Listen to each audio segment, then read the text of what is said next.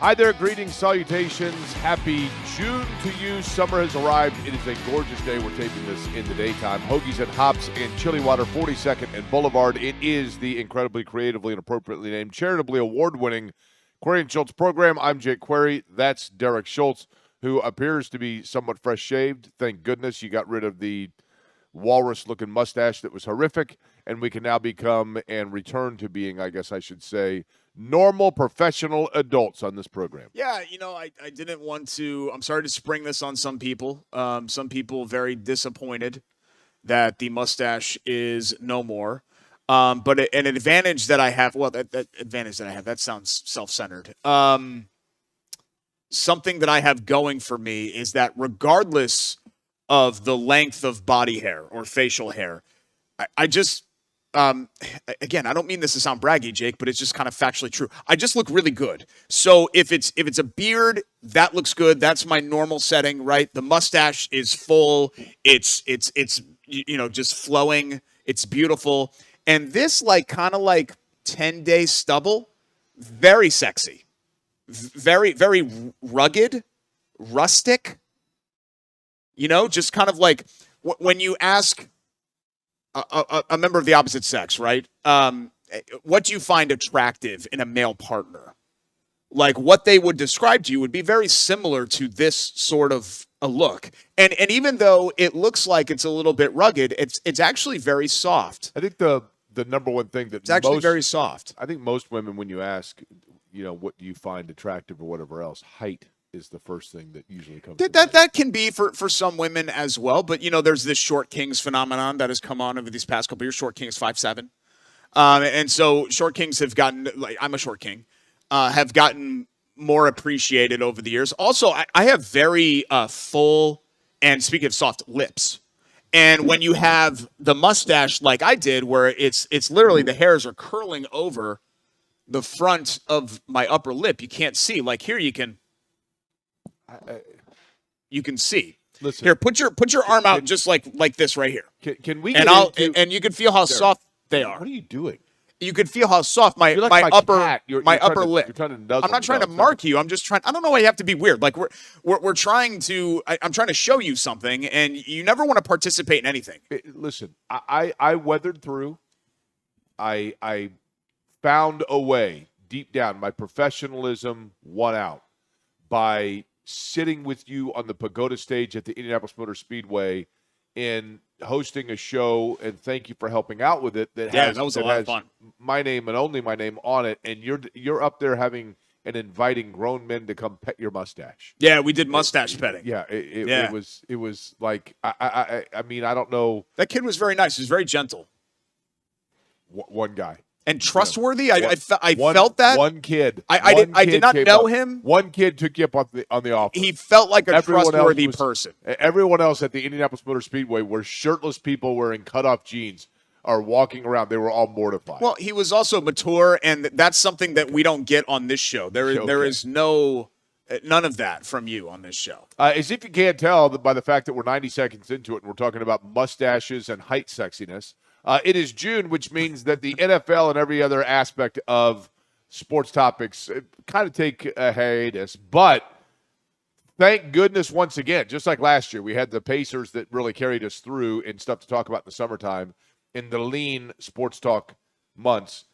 Derek, there is kind of a big story and I don't know whether or not this is going to continue or whether it was put to bed, but that is – whenever you have a player like Caitlin Clark, who is a transcendent player, and by the way, thank you to Bailey & Wood as the title and presenting sponsor once again for Query and Schultz. We are always grateful to have Bailey & Wood on board. Bailey & Wood, of course, serving and starting out in the south side of Indianapolis, but now throughout the entire state, Florida as well. The very best when it comes to making sure that you're getting the best mortgage rates and doing it with a family business that treats you like family and cares about the community. Bailey & Wood, the presenting sponsor, and, of course, our other sponsors as well. Chateau Kitchens, goes without saying, Hoagies and Hops, Chili Water, all of them on board here, and we are thrilled to have all of them helping out with what we do each and every week. But, Derek, as for the Fever and Caitlin Clark, when you have a player like Caitlin Clark, who is a transcendent star of not just the franchise but the WNBA, the face of the league to a great extent, then things are going to be more magnified, there's going to be a greater spotlight on it. When you have a player like that seemingly is having altercation, I'm not going to say on the regular, but more than just an isolated incident of barking at a coach and the body language. I just always go back to Caitlin Clark about the body language is at times you look at it and you say, what in the world is going on? And I know that Stephanie White has said, look, these are two people that are competitive, that are trying to work towards a common goal and just want to win. And Caitlin Clark has said, Steph is who I will ride with. That's my coach. All of those things, it seems as though it's been temporarily put to bed. But nonetheless, this is something that each and every time if there are going forward, incidents like that on the sidelines, it's going to be talked about, it's going to be magnified. Yeah, in a lot of ways, this is still, and I understand this is technically year 3 for Caitlin Clark. This is still uncharted and brand new territory for the Fever and really all of these teams in the WNBA. What used to be normal and what used to be standard operating procedure is not SOP and is not normal anymore. And so with that amount of scrutiny, you have to sort of adjust. And I think you're seeing them sort of adjust on the fly. Remember, we talked about that injury designation a couple of weeks ago. And Stephanie White said, well, this is just standard operating procedure. We've done this before. I don't care what you've done before. This is a different time than before. This is a different player than anybody else that you've ever had before. So you might have done this injury designation before with Lexi Hull. You may have even done it with Kelsey Mitchell or Leah Boston, somebody on that star level tier. You can't do it with this player. You can't treat it like it's everybody else. You can't treat her like she's everybody else because it's just different. This is a whole new landscape that they're navigating here. What I would say, Jake, that right now what the Fever have is they've got a little smoldering fire, right? Where it's burning. It's not burning out of control, but it's burning. And it's just something that I think we're all just going to have to keep an eye on because this at any time could turn into a 5-alarm type thing, right? Where you start losing. The Fever defensively have been falling apart in some of these games. You start having these incidents on the sidelines as well, and all this stuff starts adding up, and it just sort of escalates the flames. And they climb higher and higher and higher until they engulf everything. I mean, the Fever are just in a very fragile situation right now where if things go south, they can't just retreat into the darkness and be ignored, right? You've got... At these media availability sessions, you've got like James Boyd that's writing for The Athletic, like national, right? Or you've got Tony East, or you've got Scott Agnes, or you've got a whole contingent of reporters, Chloe from the Indy Star, that are covering this team on a daily basis. When the Fever went in the tank 3 or 4 years ago, maybe the Indy Star said an intern, right? But that was about it. There was nobody else that was covering or talking about this team. Nobody cared. The reality is this, and we can sit here and say this is about Caitlin Clark and Stephanie White and just a blip of what you see on film in a game. This is actually, to your point, the smaller example or the entryway, the gateway into the exploration of the fact that they're not playing well. Yeah. And this is a team that when you consider a year ago, the push that they made through the playoffs, the way that they gelled together through attrition in their backcourt, and then they add to it the most transcendent female basketball player of the modern era back to that roster, and yet they seem to be regressing to an extent in terms of the way they're playing, and they're struggling, and they're not guarding people. And Stephanie White is a defensive-minded coach, and I think that's frustrating for her. Those are the things that's the bigger story here. The bigger story is the fact that the Fever in a season with huge expectation are not playing well. I mean, that's the reality of it. Yeah, and I think as much as the Fever have to be careful, Caitlin Clark has to be careful too, because these things change over time, and in some cases have changed permanently. But whether she's, no one doubts that she's a competitor. Nobody doubts that she wants to win. But remember, at one point in his career, Magic Johnson was a coach killer. At one point in his career, Michael Jordan was a coach killer. At one point in his career, Kobe Bryant, I think, even was talked about as being a coach killer. And that was, I guess not in Magic's case, but that was before, certainly for Jordan and for Kobe on his own, that's before they were winning titles. And I think Clark has to be careful there, because I don't necessarily think that she's the reason why Christine Sides isn't there anymore. but she's gone. And then let's say hypothetically this thing escalates and it gets bad and they decide to move on. I'm putting the cart way ahead of the horse here, but they decide to move on from Steph White. That'd be a third head coach going into year 4, right? So, you know, you have to be careful reputation-wise for her as well. But it just feels like all of it, Jake, like, and I hate to keep making like sort of like analogies and being generic here or cliched. It just feels like the whole thing is on thin ice, right? Where there's stakes like there has never been before for the Fever. And I think everyone's feeling that pressure. I think Steph White's feeling that pressure. I think Caitlin Clark's feeling that pressure. I think whether or not they say it publicly, I think the rest of the locker room is feeling that pressure because they're looking at this like it's a situation that they have no control over, right? Derek, here's the other thing that comes into play with this. On the average, and I'm just throwing out generic numbers here, so just throw me your generic number of a response. On the average, how many people are at a home Fever game? 10,000. Okay. Of the 10,000 that are there. I may be lowballing that. We'll just say, I think it's higher than that, but we'll say 10. 12. Yeah, I mean, I think it's, I don't know if they're well, sold I'm out, talking the weeknights too, right? Yeah. We'll say 10 because it's an even round number. Of the 10,000 that are there, how many are there because they are fans of Caitlin Clark? Yeah, see. In other words, the real trick here, and it's not the job of the Fever, it's not the job of Stephanie White, it's not their job to appease an individual fan.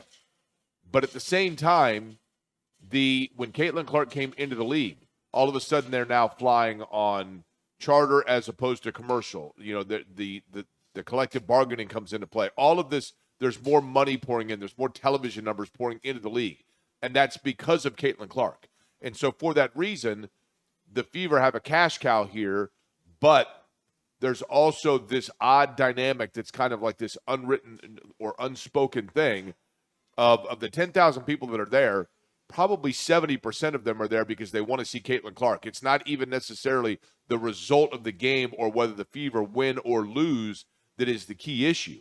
It's the fact they want to see Caitlin Clark play. And if the Fever have a game where the best combination on the floor, defensively, matchup-wise, foul-wise, whatever it might be, is to take Caitlin Clark out, then all of a sudden, where your bread is being buttered, you are at risk of, over time, losing that. That's the yin and yang here also of what makes this fascinating. Yeah, and I don't think that's necessarily, like, people paint that as a bad thing. How many people that go to a Warriors game are there to see Steph? No, I agree. Right? Like, that's been part of basketball forever. That it's been more of a stars league than it's been a teams league. So I think the Fever can thread that needle because you want Caitlin Clark to be your entry door into becoming a loyal Indiana Fever fan, right? For life, even in some cases, because there are people that started rooting for the Bulls because of Michael Jordan and they've remained Bulls fans, or the Lakers because of Magic Johnson, they've remained Lakers fans, et cetera, et cetera. But you're right, especially, Jake, I would say your analogy plays more for road games. Because if I'm in Atlanta, the Atlanta Dream, so what, right? But if Caitlin Clark comes to play, then it's a really big draw and a really big deal. I don't think it's an analogy, really. It's just an example. I didn't compare it to something. That would make it an analogy. Okay, yeah, sorry. So it wasn't an analogy. I think your example was a good one regardless, but I think it's even more fitting on the road because I think that 70% number, I think you could even bump it to like 80%. You made the analogy. Okay. Yeah. I presented the case, you turned it into an analogy. So good analogy by you, and thank you for giving me credit for it, but it's your analogy, not mine. Will you feel my lips? They're very soft. No. Just on like the back of your elbow. I won't even trust me. You're closer to that than you think. I won't even find a sensitive spot. Yes. Could my elbow find its way towards your upper lip? Yes, very possible. I just know there was a time. Do you remember once in like 2012 when we got into a fight on the air? We got into many fights on the air, so you have to be more specific. Like literally, I was like, "That's it, I'm done, I'm done." And we went to a commercial break, and you're like, "What happened?" And I'm like, I was so angry. Do you remember that? And then you came back and you played Kumbaya. I do remember that. What were we fighting about? I don't remember. Something you were wrong about.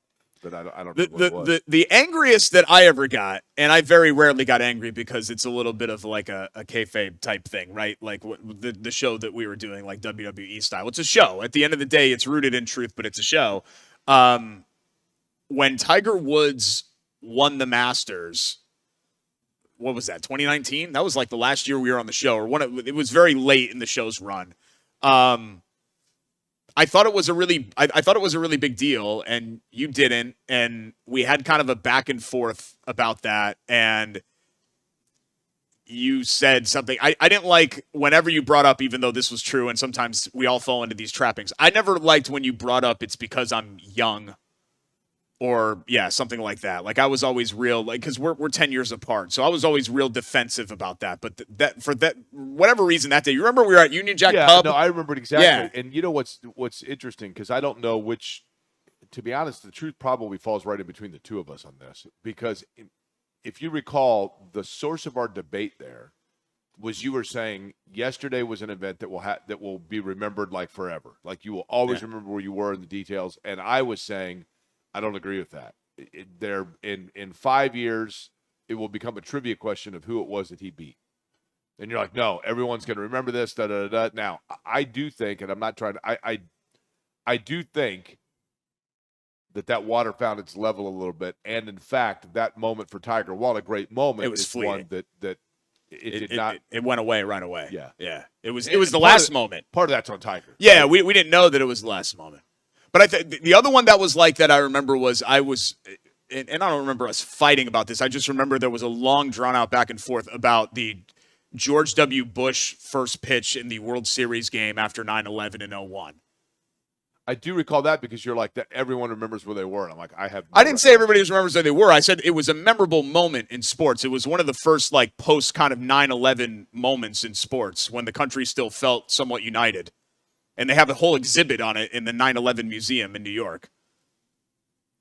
Yeah, that's another one. I'll readily admit I now know of it because you see it referenced a lot. But in the moment, I don't recall. I was working in television at the time and probably just wrapped up in that. I don't recall that being it was Yankees Diamondbacks. I mean, that hurts it a little bit. Right? Yeah. It was an epic World Series, but it was Yankees Diamondbacks. I mean, right. Diamondbacks. I think Ray Charles playing America the Beautiful in Arizona with the piano on the field was as memorable as the pitch.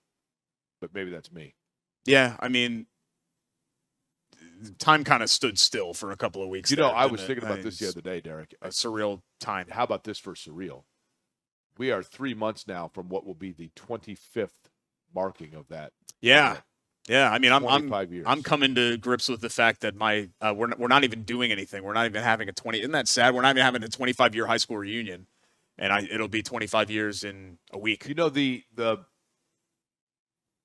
And I mean, this is kind of an odd turn, I realize, but I have thought about the fact, like with 9/11 and it being the 25-year mark, it is, and now I am going to sound old, but do you recall, I think it was last year, there was a guy it was a kid on social media that was doing impersonations of the inside the NBA, where he did like Shaq's voice, Kenny Smith's voice. Yeah. And he did like what inside the NBA would look like if it was taking place on the night of, whatever. The Kennedy assassination. Right. Yeah, I've seen those. And he did one spoofing 9/11 and making all these jokes about 9/11. And a couple of, I can't remember where I was, but I was talking to like college age kids, like, dude, this is the funniest thing ever. And I'm like, but it's mocking 9/11. Like there's nothing funny about that. And they're like, oh, I mean, that was a long time ago, whatever. And I'm like, but it wasn't. And that's how you know, A, that you're getting old, but B, it is amazing to me that we now, after just 25 years, that's just become, we have forgotten how raw that was. Yeah, I mean, South Park did a whole thing on things that can never be funny, and I think they had like AIDS on there too, even though like we're largely past certainly the pandemic era of AIDS, or the shock and awe and horror of it because of modern medicine and all of that. But yeah, sorry, I didn't mean to get that back on track. I mean, we were talking about my lips, right? And then we got into all this other stuff. But no, with the fever, it's just it's something to keep an eye on, because this is just not going to go away. even if they start winning, even if they start playing good basketball, the second that they play bad basketball, the second that they have a bad weekend like they just did, the second that Caitlin Clark and Steph White or a teammate or whoever else, anybody else in the fever orbit start to have some sort of a conflict, which is very normal in sports. It's heated. People want to win. It's going to be front page news, especially this time of year, Jake, because like you said, unless you want to talk about, Anthony Richardson for the 100th straight Speaking year. of which, he looks great, Oh, Derek. God. He looks awesome. He's taking reps with the number ones. He looks great. Found money. I mean, Anthony Richardson, I mean, what a player. What a player, and he is going to be – that guy is – what a professional. He's ready to go. That's a swipe because there's never been any indication that he's a bad guy. But this is what I predicted, and I'm going to stand by this prediction there. I have a Colts prediction of all Colts predictions that we'll do over the course of today. Okay. That's a tease. I'll do it later. Oh, okay. No, it's good to hear. We will talk Colts. Thanks for Coming playing up a along. little bit later on in the show, we'll talk about Daniel Jones and some positive progress there. We'll get into we'll briefly touch on the NBA Finals. I don't know if there's a lot to say as of right now. I'm not sure. I'm not sure Knicks Spurs moves the needle for Party a lot like of it's people. 1999. Yeah, buddy. it is interesting that it's technically a finals rematch, but I'm not sure. I'll say this. Both of those teams, particularly the Spurs, but the Knicks are too, they're both really fun to watch. They've got guys all over the court that can score. I'm very curious about one aspect of this, and that is the Knicks have played so well in these playoffs and have been so fast and so just cohesive in what they're doing, and then the layoff. Yeah. How much is the layoff going to hurt them? I'm going to predict right now. Because they were flat in game one against the Cavs. San Antonio is until going to the win end. game one. San Antonio is going to win game one. I think New York's going to win the series, but San Antonio is going to win game one. Yeah, and they're at home, so that, that's what you're expecting to happen. And I think the Spurs are going to win the series too, but No, I think New York's going to win the series. really? Yes. New York's going to win it in 6. Okay. So they'll have to win 4 out of 5 then after dropping game one. And that's what's going to happen. I don't know about that. That segues nicely into our Hoagie Hero of the Week. I'm going to walk off camera to get it. Sure. Christina just brought it over. Hoagies and Hops, of course, again, 42nd and Boulevard, the best. I mean, the best when it comes to – I love the Zaire, which is, the Philly steak and cheese, and it has – No, it's not a Philly steak and cheese. It's a cheesesteak. Sorry, Philly cheesesteak. Yeah. So this is the Zaire with a twist. And by the way, the cheesesteaks are customizable. So you can get chicken on your cheesesteak if you want. So this is a Zaire, which usually is the thinly sliced ribeye, right? The OG of cheesesteak. But we decided, hey, let's do chicken. And you've done chicken on this, right? Before. This is like, you have ordered this exact sandwich before. It is so good. If I'm not mistaken. So you've got fresh chopped chicken.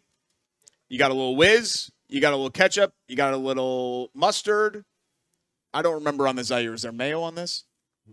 No mayo. Salt and pepper, right? That's the other thing for it. Very good. It's a Greg Poley favorite. Shout out to Greg Poley. It's perfect. The cheese literally just melts right in to the chicken on it. Absolutely perfect. It is so easy to eat because I literally, it is so good that when we did the eating competition and Christina was sitting next to me and she was cheating by throwing some of her sandwich onto mine, I was happy with it. I just kept eating it. It was that good. Is that what you have for the contest? Huh? Sorry, tuning. You had a Zaire for the contest or you had an OG? Philly cheesesteak. You had a regular cheesesteak, yeah. What's interesting about this? Look, I will admit I'm not a ketchup fan, really. Period.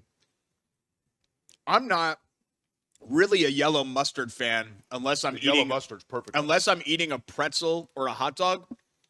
But there's just the tanginess of the ketchup, and there's some people that are anti. I'm not anti-ketchup per se. But the tanginess of the ketchup, and there's just something about the yellow mustard, it really does kind of work. Not kind of work, it does work. The mustard on this sandwich, the warmth of the sandwich, this is going to sound weird, creates on the inside a softness of the bread that absorbs in the mustard, and then it's just a perfect little accentuation. It's the best way to say it. That's what makes it so good. Good. Hoagie. It's the best. And by the way, chili water, built to last.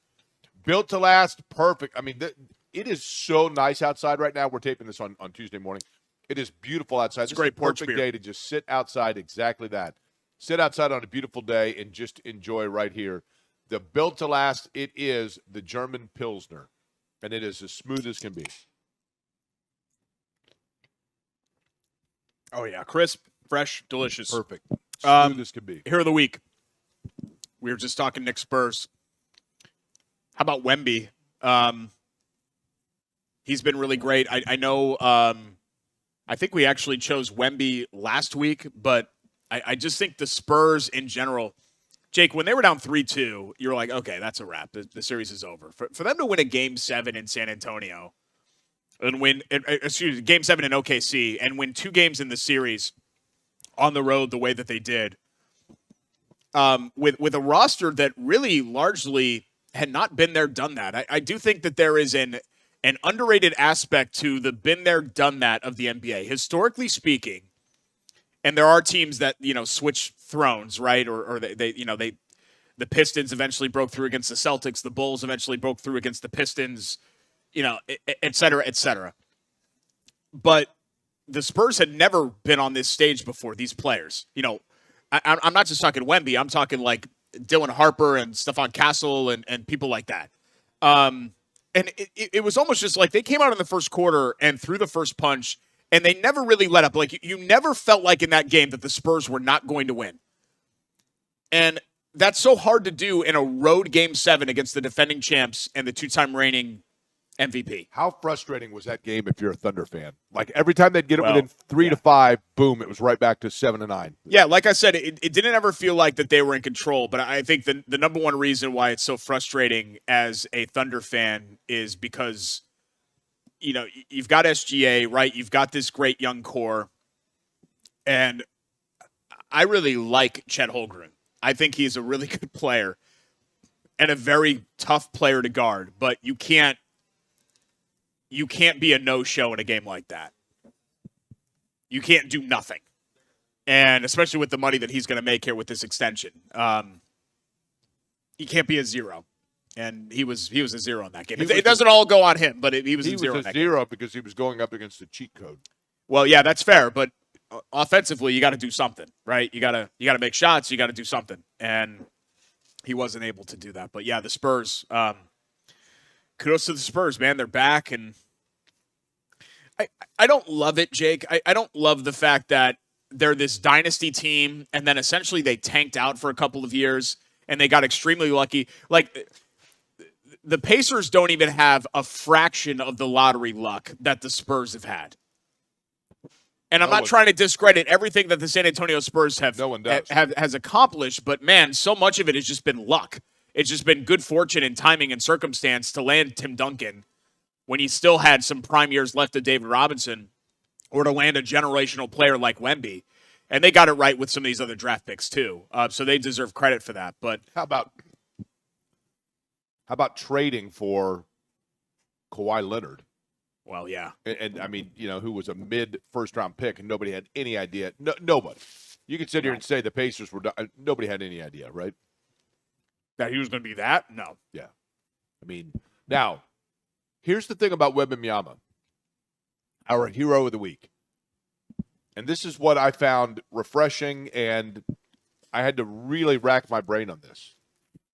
When is the last time you saw a mainline NBA, NFL, Major League Baseball player, any sport? When I say mainline, I mean not some auxiliary player that, had their one shining moment. I'm talking about the straw mixing the drink for a team. When's the last time you saw, Jordan in 97 probably? When's the last time you saw a player, not even in a championship round, although it's a conference championship, cry after a game? The raw emotion from Wembanyama in year number 3 here, in if he stays healthy, which is a big if, but if he stays healthy, Derek, doesn't it feel like this could be the start of like 10 of the next 12 for San Antonio? I mean, how do you do anything against that guy? Yeah, and the core, Jake, like this isn't a veteran team. This is a young team. Like, these guys are going to be really good players. Like Castle and Harper, and these guys are going to be they're already really good, but they're just going to get better from here. So it's a combination of all of it, but cheat code or whatever else. I think that I said watching Wemby play is like watching CGI. Like you're like, yes, this can't be real. Like this person that is this size cannot be dribbling this way and passing this way and shooting this way. Derek, he shoots threes like Steph Curry. But I'm hesitant to speak in absolutes, Jake, because things change, right? We would have said last year that this felt like the Thunder are going to knock off 3 in a row, and of course they're not going to knock off any in a row. At least not right now, even though their window obviously is not shut here. Because I think Spurs Thunder is going to be a thing here moving forward. I think it's going to be one of the really fun NBA rivalries. It's too bad that it's stuck in the southwestern corner of the United States, right? But I think it'll be really fun.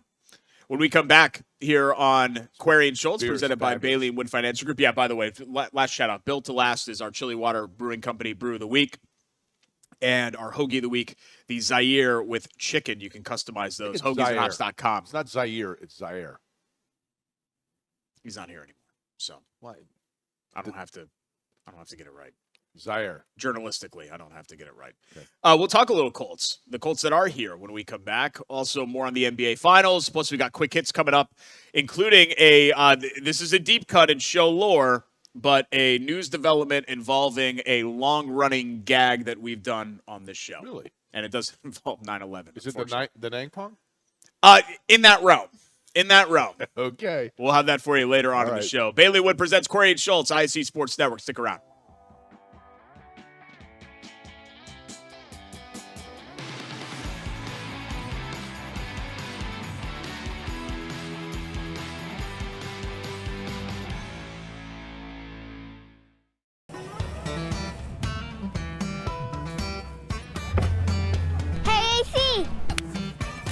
Nice snap.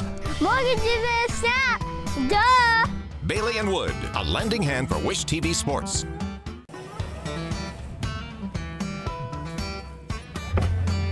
Hey, AC.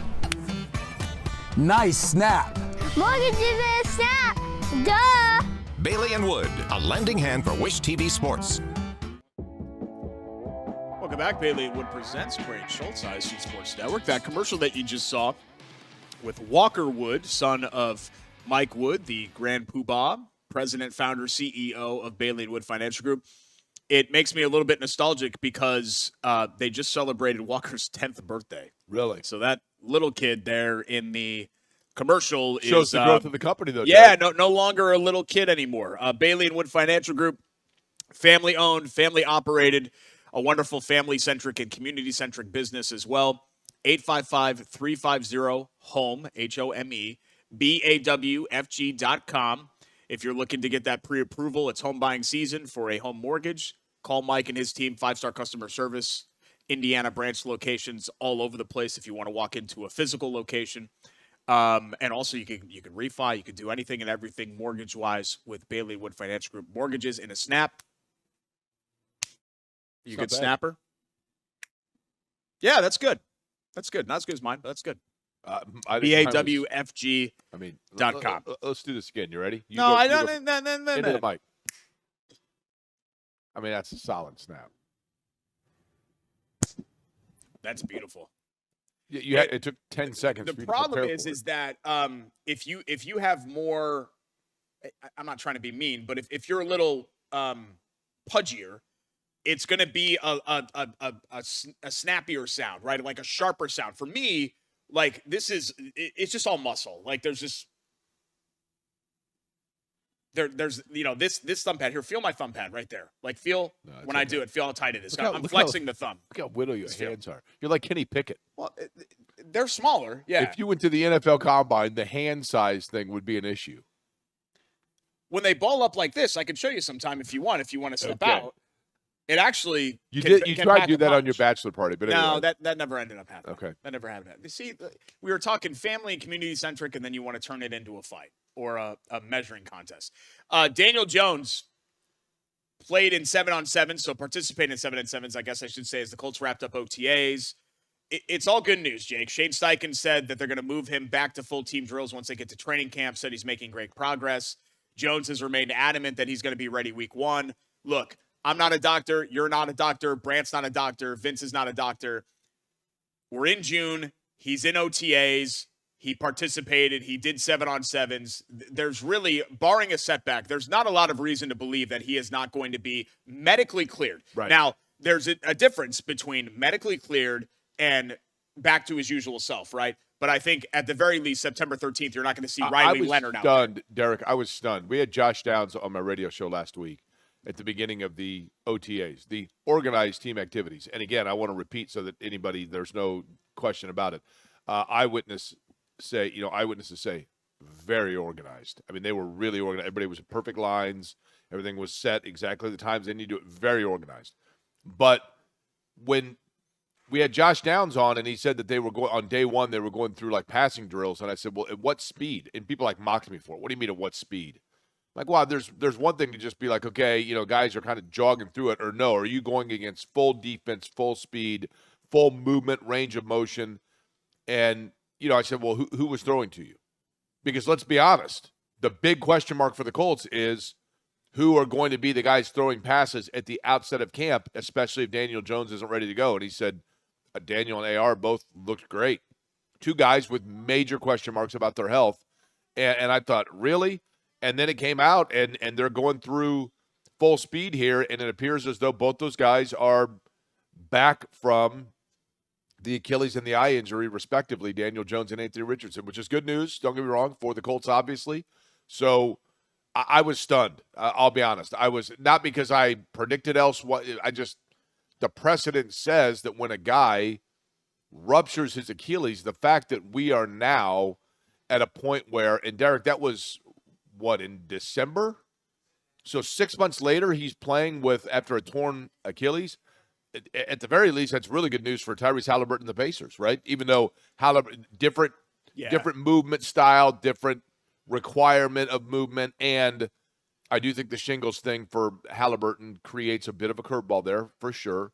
But nonetheless, that was positive all the way around. I mean, it is kind of amazing. Like even 10 years ago, the Achilles was career-threatening. It basically ended Dan Marino's career, right? But even 10 years ago, Jake, it was still career-threatening, and we're talking like 12 months that you come back. And now, guys are doing it in 9. I remember this happened with ACLs where like 10, 12, 15, however many years ago, it started becoming like a 6-month time frame. Now you rip up your knee and you're back. You're like doing stuff in like 4 months. I know. It's crazy. It's insane. And credit to the progress that we've made with medicine and treatment and all of that. But again, Halliburton, Jones, it doesn't matter. Whoever it is, insert star player here or insert important player here. There's a difference between being ready to play and medically cleared to play and being yourself. And I think that's what's to watch with Jones. Like, Jones is going to play week 1. He's going to be QB1 on week 1. I am convinced of that. I'm 100% sure. But how long is it going to take for him to be himself? Tyrese Halliburton obviously is going to play right away once the Pacers get going for the 26-27 season. But how long is it going to take for him to be himself? Like, that's what you're looking out for. Yeah, I would agree with that. Again, different movement in requirement and et cetera, but they're giving Halliburton even more time than Daniel Jones got. So one would assume that means they're in pretty good shape. Yeah, we'll see. And it's been seemingly a much tougher recovery for Halliburton with the shingles and everything else than it by the way, been for Jones. I left home today to come do this, and I left my phone at home. Don't you hate that? It's the worst feeling in the world. It's like like not having your wristwatch on. Yeah, it's awful. I got a new watch, by the way. Did you see that? That's nice. The leather strap, I like that. Sharp. What is it? Red? Yeah. That's the only. Yeah, that's the only thing. So it was between this and I don't have my phone to show you the picture of the other finalist, or a squared white face brown leather strap. I went to the Shinola store in Detroit. No, I like everything else about it. I like the round face. I like the very simple face where it's not like a bunch of chronography. I think the the little white dials was and things almost like that. too like clean looking. I hear you, but I'm not a candy cane red fan. I'm just not. I don't disagree. Not a with you. candy cane red. The red is a little much. You have to have something red that you're within what you're wearing in order to make it pop. Yeah, that's usually what I do with my shoes. I now coordinate my outfits. I'm not doing it today, but I usually coordinate my outfits with my shoes. I thought you usually just match the tag like tiger to tiger, lion to lion. Well, and you have to do this too when you're a public figure. Part of the package is not just what you say or what you do, it's how you look, because people mimic that. So they see what we're wearing and they say, well, I want to wear that too. I want to look that good. And there's you want to I don't want to say influencer. I don't think we're influencers. We influence people. Derek, let me tell you something. Kidding aside, let me tell you something kind of crazy. And think about this in today's world. When I worked at Channel 6, I actually, first off, I wore bow ties fairly often. I really did. Did you really? I had 2 cold seasons where I wore a bow tie like every time. But I also, I wouldn't say I'm colorblind, but I don't know what matches what. Like, I can't tell what matches. So I went to Nordstrom with like 4 sport coats and then all of my ties, and had a guy at Nordstrom tell me what tie went with which coat. And then I wrote down on each, like a sheet of paper for each coat, which 3 or 4 ties I could wear with it, and put it in the little breast pocket. Think about that now, Derek, because when's the last time you saw anybody like a sports reporter wearing a coat and tie? Yeah, ties have essentially become weddings and funerals only. Yeah. Type thing, right? Or very, very fancy like black tie where there's tie in the title type events. I mean, even weddings, I don't think you see ties much outside of like father of the bride or the groom or the groom's men. You don't really see ties. Great looking ties too. Yeah. I love the jacket, no tie, dress shirt look. I love it. And for me, again, kind of like my facial hair, I'm lucky. I look good in pretty much anything, like any sort of combination. But my neck is so, and you guys can see it. I'm itching right now because I got some stubble, but it's just so thick and muscular that it's hard for me collar-wise when I do the tie, because it's suffocating, right? If I had to, because there's so much muscle mass. If there was one thing the rest of my life I never had to do again aside from this show, then shaving would be one of them. Really, I love to shave. Everywhere. Well, I gotta clean up in multiple. I gotta clean up. Sorry, we're guys. We're talking about guy stuff. This is just guys being dudes. Like, it's not just your face, right? It's you gotta make sure that everything is there. There's an upkeep. You are your own, not housekeeper. You are your own. Like gardener makes it sound graphic, but with what I'm dealing with, the gardener's probably groundskeeper, landscaper. Landscape, like landscape? Manscaper, Derek. There we go, manscaper. Yeah, you are your own manscaper. But I don't mind doing that. I like taking care of myself. Again, it's the whole package thing. It's part of the brand. It's part of I have an LLC. It's part of my business. Making sure that I'm trimmed up. Okay. That sounded wrong. Let's get that in post, actually. 3, 2, 1. Yeah, let's do that. That's part of my brand. You know, I told you about that show in England I've watched called Naked Attraction. Yeah. Yeah, it would appear as though you're the anomaly when it comes to the Brits. I'll just simply say that. Are they pretty much hairless? No, not at all. You're the anomaly. Oh, they don't. Yeah, they don't do. I did teach their own. There's an unnatural kind of look. That's not my jam. Sure. Did you say we had something about the Nang Pong, by the way? Yeah, you want to get that to the next transition segment? away from this? Yeah. Well, I didn't know if you wanted to talk more about manscaping. We come back, quick hits, including a name change to what was formerly a brand, and now I'm hesitant to even call them a brand anymore. I'm very upset about this decision. Really? We'll tell you what that is when we come back. It's Corey and Schultz, presented by Bailey Wood Financial Group here on the ISC Sports Network.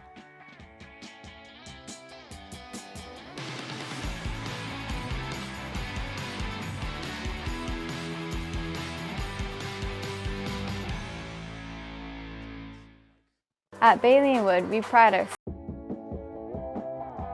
We're back. Bailey Wood presents Corey and Schultz, ISC Sports Network, from Hoagies and Hops, Chili Water Brewing Tap Room, 42nd and Boulevard in southwestern Midtown, Indianapolis. Let's get to our quick hits, Jake.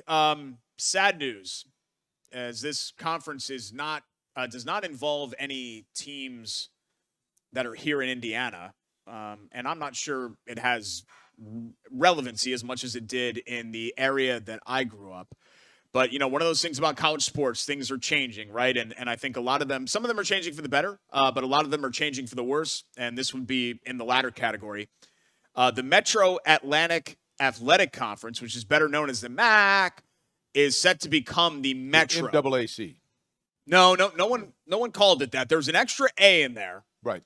There's the MAC. So people that didn't know called it the MAC as well, but really the proper terminology for the Metro Atlantic Athletic Conference to differentiate itself from the Mid-American Conference was you would add the extra, you would accentuate the extra A.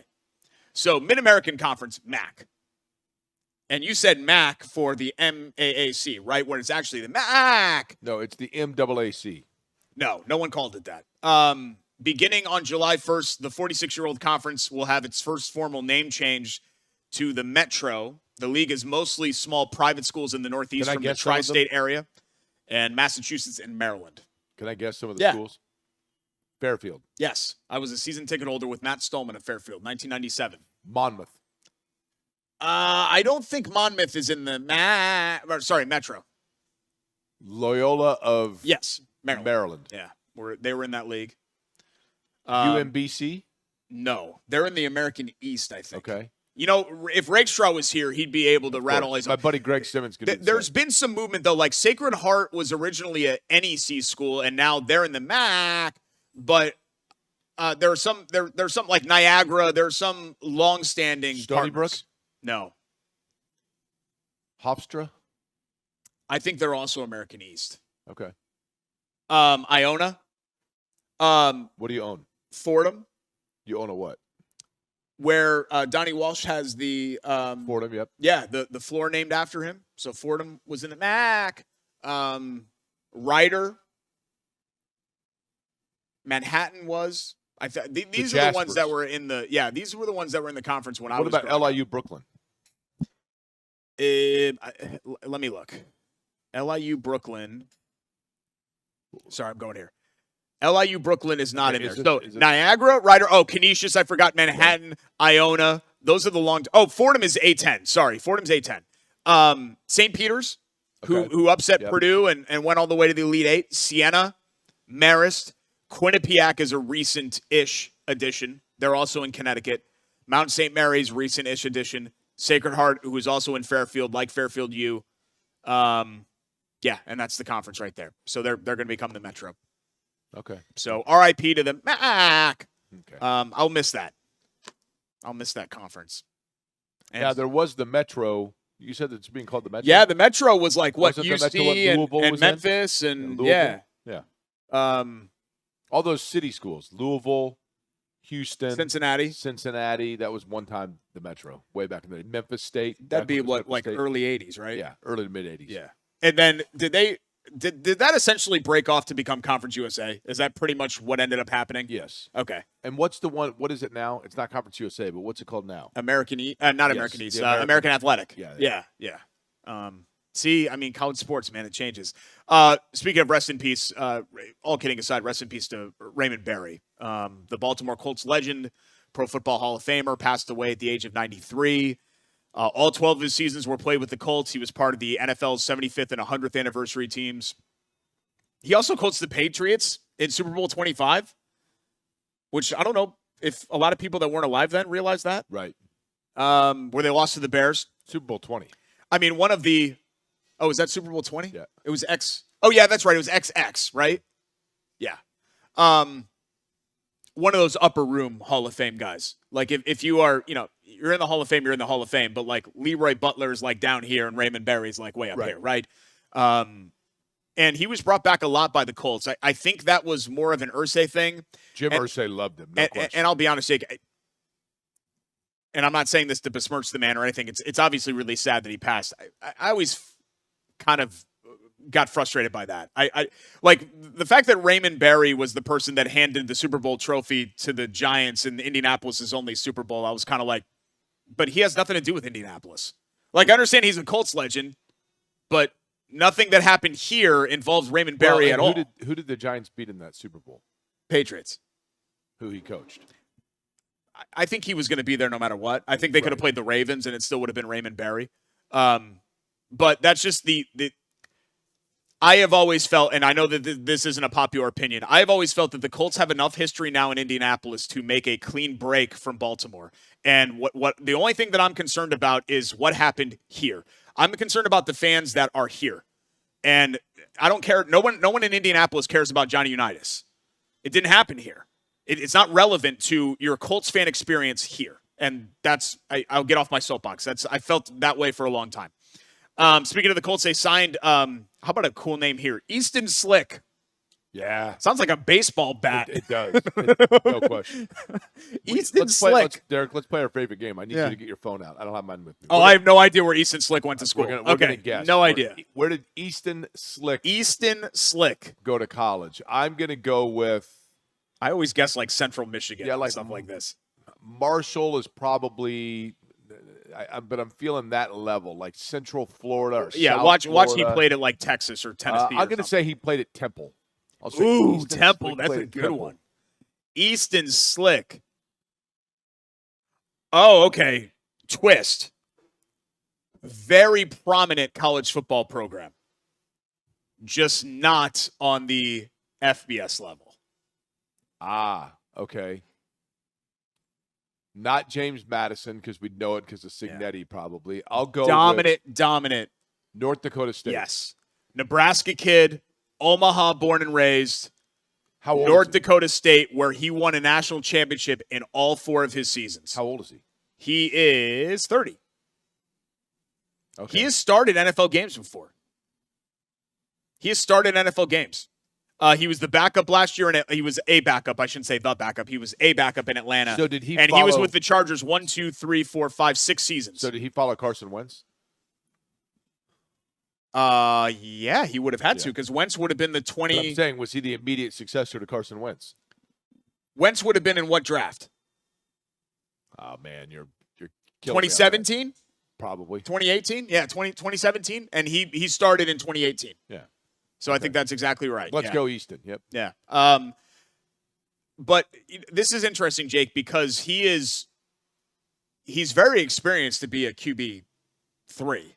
Like, generally speaking, QB3s in the NFL don't have starting he would experience. be 4th at this point.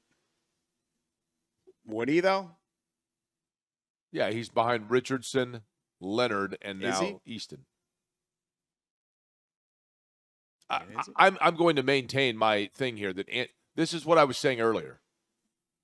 You're going to hear nonstop between now and midway through camp how Anthony Richardson just looks incredible. Really proud of Anthony. Just really proud of him. Great kid. Just boy's worked hard and he's answered the bell.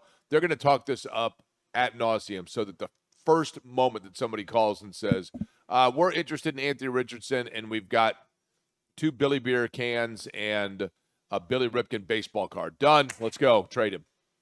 That's what's going to happen. Anthony Richardson, and I agree with you. I think that he's going to be traded before the season starts. But let's say that doesn't happen. You could have 17 quarterbacks on this roster, 17 of them. Brandt could be one of them. No offense to Brandt. He's got an athletic build. He could probably make it work. If you had 17 quarterbacks on Shane Steichen's team, Shane Steichen would have Anthony Richardson 17th. Yes. That's my hot take, if you will. There is no situation where Anthony Richardson would take a snap for a Shane Steichen coach team unless a meteor hit the sideline, and Richardson was the only person left standing. So that's where we are. Now, could the front office barge in? Because I do think that there's been maybe some, not exactly seeing eye to eye. I think Steichen's been all the way out on Richardson for a long time, and I think Ballard wants to allow his head coach to make that decision. But I just think that's where they are with it. I think Slick is the contingency plan for if and when you trade Richardson in the interim period here, right? Is that fair? Right. Because he's a very experienced backup to bring in to be a QB3. Right. We come back on the show, Chateau Kitchen's Buy It or Bowl Bleep, and we will tie a bow on, we're almost to 300, 289. So when we get into the fall, we'll have episode 300. Corey and Schultz, ISC Sports Network.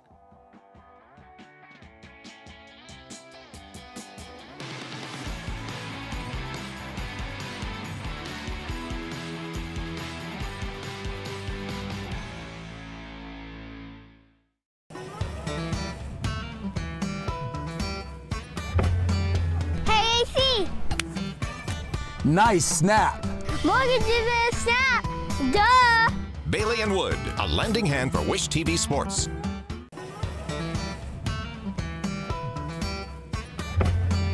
Hey, AC. Nice snap. Mortgages in a snap. Duh. Bailey and Wood, a lending hand for Wish TV Sports. Back for a final time. Corey and Schultz presented by Bailey Wood Financial Group. Thanks to Grant for being a good sport, even though we were complimenting him in his athletic build. We are less complimentary of Vince, but he does a good job. Or an adequate job. Let's get that in post. 3, 2, 1. But Vince does an adequate job. I think Vince does a great job. Fellow cat owner, I don't want to get a big big head. Pacer fan, I don't want him to get a big head. has his favorite Fever player. I You know like how Vince. you know how Vince can. Vince is my guy. Brant, know how Vince fine. can be. Brant's your guy. Vince is my guy. That's fine. I'm more of a Charlie guy. To be Okay. totally honest with you, I'm more of a Charlie guy. But thanks to the entire ISC crew for coming down here on this beautiful morning and setting up and making sure that our. But Jordan, you leaving Jordan show out was of the going. mix? Yeah, but Jordan has been avoiding this show lately. I feel like. Okay. Yeah. Jordan's been avoiding us. Then again, it's a busy season right now. ISC's got the Jordan's Indianapolis Orioles. Indians. Jordan's Orioles and the Blue Jays just split a 4-game series. It destroyed me. It's probably the saddest thing ever. Both of those teams have been kind of way out of it. Oh, they've got the golf. They've got the Pete Dye Junior Invitational. Beautiful day for golf up there It at is. Crooked Stick. Beautiful day to get your home transformed. You could do so with our friends at Chateau Kitchens, chateaukitchens.com, at Chateau Kitchens on Instagram and Facebook for before and after pictures. Anything on the interior of your home, they are in the business of in-home transformations. So you want to renovate a bathroom, you got a dated kitchen, like the wood paneling and stuff. You're like, ugh, this looks like 1998 threw up in here. Chateau Kitchens can help you with that. They even did my basement. ChateauKitchens.com to get your project started with Stephen Moore and his terrific team today. Buy it or Bowl Bleep. I think I know the answer to this already for you, Jake. The Knicks' breakthrough moment comes this year to end their long title drought. Yep. Knicks in 6. Yeah, I would, and you know this, Jake. I mean, I think you are probably this way. Like, if IU basketball won a title, I know you're not the IU basketball fan that you were, or even an active IU basketball fan any longer. You'd still kind of feel something deep down, right? Wouldn't you? Yeah, I mean, You think? yeah, but it would be because it's awakening and nostalgia, right? But Yeah. yes. I think if the Knicks ended up winning, I would still feel something. James is the ultimate NBA frontrunner, but he's very much emotionally invested in the Knicks right now. I got him a Brunson jersey and everything. So I make no bones about it. I am rooting for the Knicks in this The series. kid's I a am. front runner in general. He was a Suns fan for a while. He was, I guess, the Pacers. Now he's the Knicks. You've never liked him. Was he a Seahawks fan now? Remember when he was like a year old and my wife got called in for a shift and I had to bring James into work and we had a meeting? Yeah, the toys all And over the place. Accidentally, I stepped on a Jake Lego. was trying to complain to Shannon Yeah. about it, about me trying to be a good father. Kid running around screaming. I'm trying to And concentrate had it, right out the show. Yeah, he's a baby. Babies are known to cry. Focusing. Now, he was like 6. Babies are known to. We were fired when he was 3. Babies are known to cry. And Jake sent a snarky text to Shannon. I can't believe this bleep. This MF brought in his son. Yeah. It stinks in here. I was in. It did smell like stale Our milk. studio's not a changing table. That's I correct. had nowhere else to change him. John McDonald was in the bathroom. I had nowhere else to change him. I had to do it somewhere. Okay. No, long story short, Bull Bleep. It'll be the Spurs. It'll be the Spurs in 6. Okay. Spurs in 6. I think pound for pound, they're the better team. And a lot of times I look at, do you have the best player? And they've got the best player. Jalen Brunson, I think, has graduated himself to be a fringe top 10 NBA player. I think Wemby is a top 2 NBA player, top 3 NBA player at worst. And so I would lean towards the lean towards the Spurs there. Bider Bobley, Briley Leonard will be the QB2 when the Colts begin their season on September 13th. Biggest buy of all time. Yeah, I really don't think I understand that this is going to be a conversation. We're going to have to keep this a conversation. I don't think they're having much conversation about this. I think the Colts are going to play this right. Like you said, Jake, it's the smart way to do it is to lift up Richardson, not tear him down. Correct. And I think they'll continue to do that, but behind the scenes, I think they know that this thing is over. And I think Richardson deep down is doing the right thing. He knows it's over, but he's trying to keep his head down and work hard and show his next team that he can still perform, and he's going to work hard for them. This is a tough one because I really like this person. I know you have a personal friendship with her too. Bider Bobley, Stephanie White will not be the Indiana Fever head coach after this season. No, I think it's bullshit. I think she sticks around. I like to think that things are going to be okay with the Fever. They got to get their defense figured out. You can't be giving up 90 points a game. You just can't. It's too competitive of a league. There are no nights off. She's a franchise legend. She's a state legend as well. I think that buys her a little bit more leeway. But this thing is going to go as Caitlin Clark says it goes. Right. That's fair. That's the bottom line. I do feel like Caitlin Clark in terms of that. And I don't think she's anti-Steph White. Don't get me wrong, Correct. but I think this will go as she goes. But I think that the Caitlin Clark absolutism is diminished by like 0.1%. Just because of Stephanie White's name? Well, just because Caitlin Clark's not playing well. She's not playing well. Yeah, lately. She had a better start to the season, I think, than people gave her credit for. But, what was she the other night? 6 points on 1 of 7 shooting? I mean, that's like unacceptable level of play. This photo that you have of your son on your laptop, okay? That photo was taken 2 weeks after he was running around it just blacked up, sorry. Running around, the show. leaving his Lego parts all over the studio. No, that's not what happened. Yep. You hate children. I don't hate children. My mom's a preschool teacher. Been around them my whole life. No one ever wanted to procreate with Jake, and that makes him bitter and angry. Thanks to our tremendous sponsors. With that, we'll bid you adieu. Not to say they didn't want to go through the rehearsals. You know what I mean? Ew. Chateau Kitchens. I'm just telling you. I think you are much more gross on this show than I am. Like, I always kind of keep things at a level where it doesn't get like sophomoric. I'll simply put it this way. I'm much more mature than you are. I will simply put it this way. I did okay. That's all. You did fine. I actually met some of them, and you did pretty well. Yeah. Chateau Kitchens, Hoagies and Hops, and Chili Water Brewing Tap Room, of course, and then our presenting sponsors, Bailey and Wood Financial Group. For the entire fantastic ISC crew, he's Jake. I'm Derek. We'll see you next time right here on Corey and Schultz, ISC Sports Network.